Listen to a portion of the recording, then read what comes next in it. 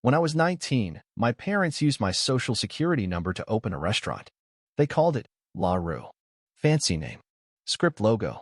Big marble counter they couldn't afford. They told everyone it was their dream, a cozy, modern brunch spot in our Midwestern town where family values met French toast flights. Cute, right? Except I never agreed to any of it. I found out the same way most people find out they've been betrayed, through debt.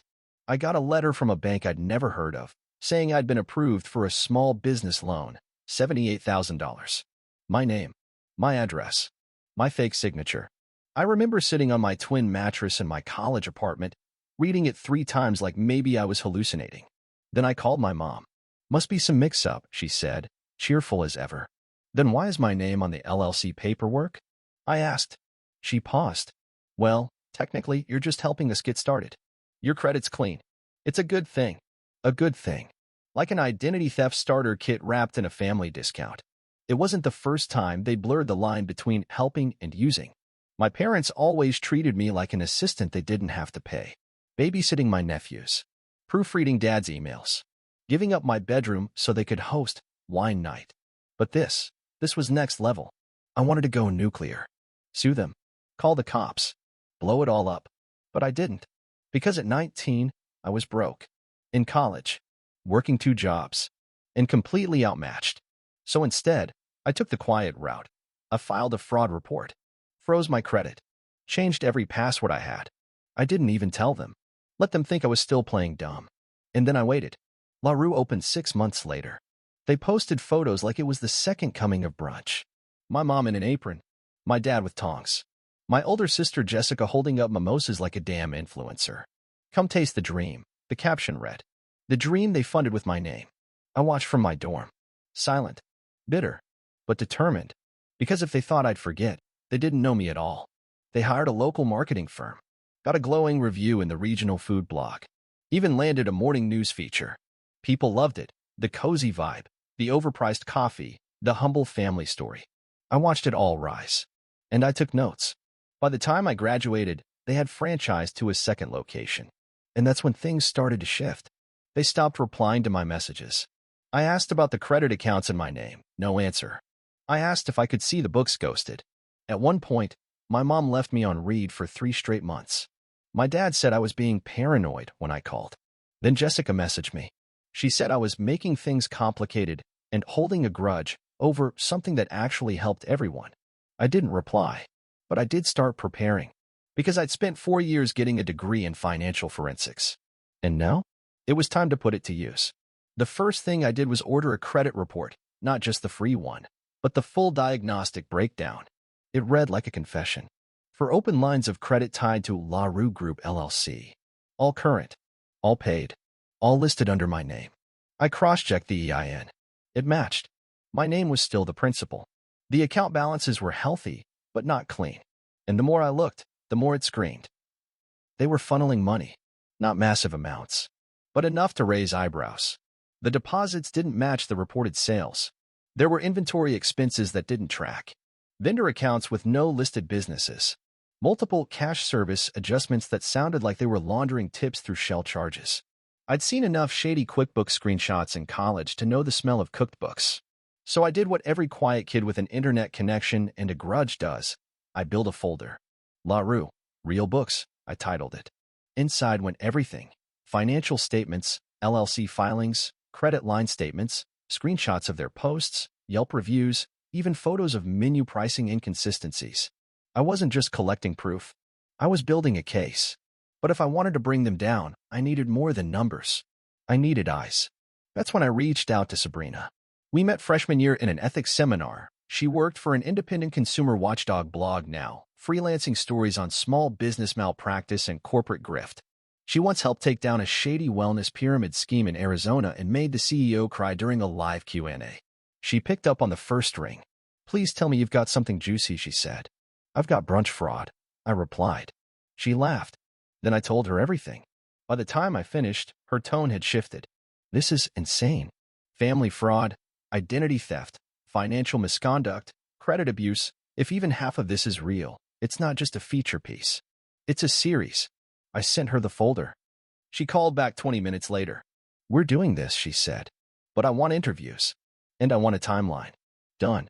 We started building the narrative. Quietly. Sabrina had contacts, state tax agents, a licensing inspector in the health department, a compliance analyst at the local bank. All off the record. All willing to take a look. None of them liked what they saw. Especially not the part where the second location's address was linked to an unlicensed catering side gig, one that billed under my name. Meanwhile, I set traps. I sent a friendly email to my mom, acting confused about a weird charge on my bank account. Hey, I think something got mixed up. Did you guys maybe use my info by accident?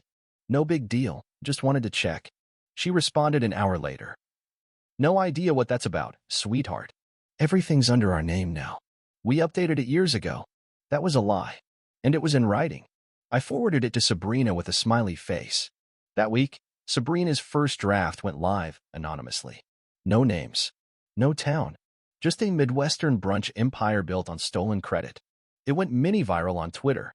I watched it spread like gasoline on dry grass. And 2 days later, my phone rang. It was Jessica. You need to take that post down, she hissed. I didn't ask how she knew. They always knew when the spotlight turned. You think this is funny? She snapped. Mom's freaking out. Dad says he might lose the lease on the second location. What the hell is wrong with you? I said nothing. Just let the silence stretch. You're bitter, she said. You've always been jealous. We gave you a platform, and this is how you repay us. I finally spoke. Calm. Measured. You didn't give me anything. You stole my name. I'm just taking it back. She hung up. The next day, Sabrina got a call from the blog's legal team. Someone had filed a cease and desist, vague, sloppy, and completely baseless. She sent it to me with a shrug. They're flailing. Want to go louder? Oh, I said. I'm just getting started. The next move wasn't rage. It was paperwork. I filed a formal whistleblower report with the State Department of Revenue. Fraud, tax evasion, identity theft, the works. I attached every file I had. Labeled it meticulously. Dates, documents, screenshots. I even included my mom's email claiming everything had been updated years ago. That alone contradicted 5 separate filings where I was still listed as managing partner. Then I reported them to the IRS. Small business tax fraud is like waving a red flag at a bull, only the bull is wearing a suit and carries an audit team. Sabrina, meanwhile, wasn't sitting idle. She pitched a full investigative piece to a mid-tier digital news outlet. Think BuzzFeed's older, angrier cousin. They loved it. Gave her green light for a 3-part series. This time, there were names. LaRue, the founders. And yes, me, the invisible co-owner who never signed up. I signed off on everything. And when it dropped, it exploded. Headline, Behind the Brunch, the hidden fraud powering LaRue's rise. The article was brutal. Not just about the identity theft.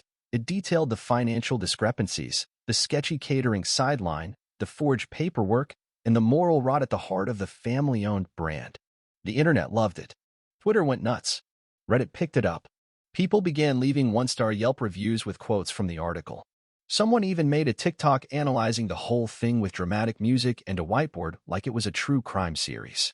And I went quiet again, because that's when my family started to break. It began with a voicemail from my mom. She didn't yell. She cried. Sweetheart. I don't understand why you do this. We built this for you. For all of us. Can we talk? Please? Your father hasn't slept. We're losing everything. Then came the text from Jessica. You made your point. Happy now? You're ruining our lives. Our family's name. And then, one that said simply, I hope you feel powerful. The thing is, I didn't feel powerful. I felt calm. Because for the first time, I wasn't surviving their mess. I was dismantling it. Then I got a call from the local news station. They'd seen the article. Wanted an on-camera interview. I agreed, on one condition, blur my face. Use my first name only. Not because I was scared, but because I knew how they operated. If they couldn't control me, they'd smear me. The segment aired a week later. Footage of LaRue's storefront, shots of old family Instagram posts, and me voice steady, face pixelated, explaining how I went from unwitting cosigner to whistleblower. My favorite part? When the anchor read a line from their corporate mission statement, we believe in integrity, transparency, and the power of family. That aged like milk. The fallout came fast. Vendors pulled contracts. A local farm rescinded their produce deal. The food blog that once gushed about their award-winning house jam updated their article with a brutal editor's note. Then the bank called. Apparently, someone had tried to refinance one of the business loans. In my name. Again, I didn't even need to respond, the fraud flag was still active. But I filed a police report anyway. This time, I named names. That was the final straw. 2 days later, my dad emailed me for the first time in 3 years. Please stop. That's all it said. No apology. Just a command. Like I was still a kid, still quiet, still scared. I didn't respond. Instead, I emailed the Department of Business Oversight and sent them every update since my first report. I also filed a complaint with the health department. I'd found photo evidence of an unlicensed off-site kitchen used for their catering orders. Let's just say inspectors move real fast when they smell PR blood. By the end of the week, the second La Rue location was temporarily shut down pending compliance review. And the first? Started offering 50% off for our loyal customers, a discount that reeked of desperation. Meanwhile, Sabrina's second article went live. Title: The Cost of Silence, When Family Becomes the Fraud. This one wasn't just about them. It was about me. How families like mine rely on silence, guilt, and obligation to cover abuse. How systems let it happen. How I stayed quiet for years out of fear, and how I decided to burn the bridge. It was the most read article on the site that month. Even got picked up by a bigger outlet. The final line read, "They stole her name to build a business. She took it back and exposed what it really stood for." The subpoena came in a blue envelope. Thin, unassuming, almost polite. It was addressed to me, but not as a target, as a witness. The state tax board had opened a formal investigation. Inside was a list of documents they were requesting. Bank statements, emails, signed contracts. I already had a folder prepped. I overnighted it. By the time the investigator called, I'd built a spreadsheet cross-referencing every suspicious vendor payment against publicly available business records. Half of them didn't exist. The other half were clearly linked, companies owned by my dad's old poker buddies and Jessica's ex. The investigator was impressed. "We don't usually get whistleblowers this organized," she said. I didn't say it, but I'd been organizing for 5 years. 2 days later, I got word from Sabrina. Her third and final article was going live.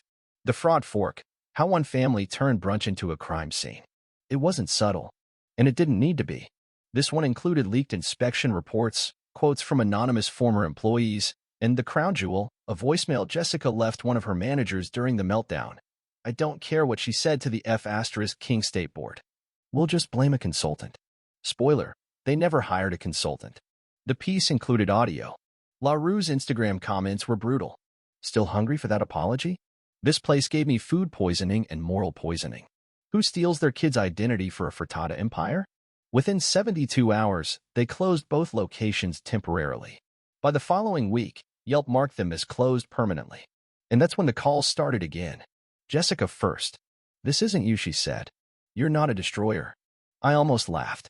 "I'm not the one who forged a signature," I said. "You're punishing everyone," she snapped. "Not just us. The staff. The customers. The whole town." "No," I said. "You did that. I just brought the receipts." Then my mom tried again. This time she showed up. She waited outside my apartment, not yelling, not banging on the door. Just standing there, holding a manila envelope and a cup of tea like that erased everything. I didn't let her in. I spoke through the chain. "I just want to explain," she said. "You had 12 years, I replied. Her eyes watered instantly, weaponized sadness. She tried the soft voice. "We were desperate. You had good credit. We didn't. We thought you'd understand once we were stable." "You mean once I couldn't stop you?" She looked genuinely confused. Like she still thought this was a parenting decision gone sideways instead of outright fraud. "We lost everything," she whispered. "You never lost me," I said. "You gave me away." She handed me the envelope through the crack in the door. Inside, a handwritten letter. Apologizing. Sort of. She said she'd never meant for it to go this far. Said they always intended to bring me in eventually. Said it was a family matter that spiraled. No real accountability. No mention of the taxes. The bank fraud. The public shaming. Just emotional debris. I didn't respond. I gave the envelope to my lawyer. Because yes, I had one now. Sabrina had connected me with a legal nonprofit that protects whistleblowers and fraud victims. They were helping me file a civil suit, not for money, but for clarity. The claim was simple: restitution, and formal acknowledgement of fraud. It wasn't about bankrupting them. It was about putting the truth on record. Meanwhile, news of the investigation spread. A local radio host picked it up. A regional newspaper ran a Sunday op-ed titled, "When Family Loyalty Becomes Financial Abuse." Even my old high school government teacher emailed me. "Proud of you for standing up. Let me know if you want to speak to my civics class." I cried when I read that one. Not from pride, from release. Because until that moment, I hadn't realized how tightly I'd been holding it all in, the fear, the betrayal, the guilt. For years, I thought maybe I had overreacted. That maybe family meant swallowing pain quietly, like communion. But now I was breathing without flinching. Now I was speaking without apology. But something still lingered beneath it all. Not regret. Grief. For the version of my parents I used to imagine. For the family I never really had. For the years I spent proving my worth to people who only valued me when I was silent. That grief didn't stop the lawsuit. Didn't soften the facts. But it made me careful. Because as we prepped for court, my lawyer warned me, they'll push for a settlement. They'll spin it. They'll say you're bitter, unstable, selfish. You have to decide now, do you want peace or precedent? I didn't answer right away, because peace used to be all I wanted. But now, I wanted something more. The first court date wasn't dramatic. Just a beige room, a judge who looked perpetually unimpressed, and two lawyers who definitely hated each other. I wasn't required to speak, just to be present. My parents weren't there. Their lawyer was, though. A man with an expensive haircut and a portfolio full of settlement offers. "We'd like to resolve this quietly," he said after the session ended. No admissions of wrongdoing. A sealed agreement. A generous financial package. Clean break. He slid the paper across the table. $250,000. Tax-free. Wire transfer within 10 days. Non-disclosure clause stapled on top like a muzzle. I didn't even touch the paper. Is this supposed to buy silence or forgiveness? I asked. "Let's call it closure," he replied, smile tight. I walked out. Didn't take the copy. Didn't look back. But that night, I couldn't sleep. Because part of me wanted to take it. To be done. To cash out my pain and walk away. Not for the money, but for the chance to breathe without thinking about courtrooms and subpoenas and trauma-turned content. But then I thought about the voicemail. The one Jessica left the restaurant manager. We'll just blame a consultant. I thought about the catering company that didn't exist. The way my mom said, "We built this for you," like that erased the lies. The way no one ever said, "I'm sorry. Just stop." That wasn't closure. It was containment. And I wasn't building a cage. I was building an exit. The next morning, my lawyer called. "They've upped it to $400,000, she said. Same terms. Sealed records. No public statements. "I'm not interested," I said. "You sure? That kind of offer doesn't come back." "Good," I said. "I don't want it coming back." That afternoon, Sabrina sent me a message. They just posted this on Facebook. It was a long-winded family statement, full of vague regrets and carefully worded half-truths. Phrases like complex misunderstandings, family dynamics, wish them well in their journey, and my personal favorite. "We'll always consider them part of our family, even when they don't see it the same way." I laughed, not because it was funny, but because it was so predictable. They were painting themselves as victims, as heartbroken parents blindsided by a personal disagreement turned public. It was a PR move dressed in grief, and it only made me feel more certain. I wasn't burning bridges. I was lighting exit signs. The week before the trial, I got a letter. Not from a lawyer. Not from a bank. From Jessica. It was short. Just a few lines. "I know you won't believe me, but I do regret what happened. I didn't know the full extent until it was too late. I let Mom and Dad spin the story and I went along with it. I told myself you'd forgive us once the business took off. I was wrong. I hope one day you'll believe I didn't mean to erase you. I just didn't want to question what I was benefiting from." There was no signature. Just J. I folded the letter carefully. Didn't throw it away. Didn't respond. But for the first time, I believed a piece of it. Because that line? I didn't want to question what I was benefiting from. That felt honest. Ugly, but honest. And that gave me clarity. They didn't destroy me out of hate. They destroyed me out of convenience. And when I stopped being convenient, they labeled me difficult. The night before the hearing, I packed my bag slowly. Picked out a clean blazer. Printed my own copy of the timeline. I laid it all out on the kitchen table, every receipt, every thread, every email I used to second guess. I looked at the stack and thought, this is what truth looks like. Messy, Boring. Documented. I slept better than I had in months. Not because I was ready to forgive, but because I no longer needed to be understood. The courtroom was colder than I expected. Maybe it was the marble, or the silence, or the way my parents sat on the opposite side of the aisle like strangers at a funeral. They didn't look at me. Jessica wasn't there, but the lawyer was. Same man, same haircut, same tight smile. My attorney leaned toward me, whispered, "They'll try to play humble. Don't react." I nodded. The judge entered. We stood. Opening remarks were brief. The facts weren't in dispute anymore. The paper trail was airtight. The fraud had happened. The business had collapsed. The only question was what kind of accountability would follow. Their lawyer asked for leniency. He used words like emotional distress, familial misunderstanding, and long-standing bonds. He even called it an unfortunate clerical overreach, as if forging my name on a $78,000 loan was a typo. Then it was my turn. I didn't speak as a witness. I spoke as the plaintiff. I trusted them, I said, voice steady. I didn't just lose money. I lost my name, my credit, my future. They didn't just build a business on my identity, they erased me from my own life. And when I asked for answers, they shut me out. When I spoke up, they tried to silence me. I'm not asking for revenge. I'm asking for acknowledgement. The judge didn't flinch, but I saw him make a note. It took 90 minutes total. At the end, the judge ruled in my favor. Official acknowledgement of identity misuse. Full restitution for damages, financial and legal. A permanent injunction preventing any future business filings under my name by any member of the family. No sealing of the record. No NDA. No backdoor deals. The ruling was public. Final. Binding. As we left the courtroom, I passed my parents in the hallway. My mom opened her mouth like she wanted to say something, but didn't. My dad looked down. Neither said a word. I didn't stop. I walked right past them, out into the sunlight, and finally let out a breath I didn't know I'd been holding for 12 years. The fallout came in waves. The ruling made the news. Not front page, but prominent enough. The local paper ran a headline. Judge rules in brunch fraud case. Family business built on stolen identity. Comments were brutal. People who used to brunch at La Rue posted apologies. Former employees reached out to thank me. A few said they always felt something was off, but didn't know how deep it went. Sabrina sent flowers. So did the civics teacher.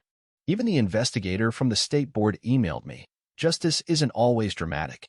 Sometimes it just looks like paperwork finally going in the right direction. I printed that out, taped it above my desk, because that's where I was now, back at my desk. Working. Stable. Focused. I'd started consulting part-time for small business startups, helping young founders avoid the same traps my family fell into. Or built, rather. The lawsuit money sat in a separate account. I hadn't touched it. Not because I was trying to prove a point, but because I wanted the rest of my life to be built on me, not the wreckage they left behind. Jessica emailed once. Said she understood if I never wanted to speak again. That she'd started therapy. That she hoped, one day, I'd forgive her for standing by when she should have stood up. I didn't respond. Not because I was angry, but because I believed her. And that was enough. The house I live in now has no family photos, but it has light and space. And my name on the lease, on the mailbox, on the paperwork. Mine. The last time I opened my old file folder labeled La Rue, real books, I didn't cry. I didn't rage. I deleted it. Because I didn't need evidence anymore. I had proof, in the form of silence, peace, and the fact that for the first time in my life, I wasn't bracing for impact. People still ask me if I'd ever speak to my parents again. I don't have a rehearsed answer. Maybe. Maybe not. But I know this. They wrote me out of the story, and I wrote my way back in, not as the footnote, but as the author.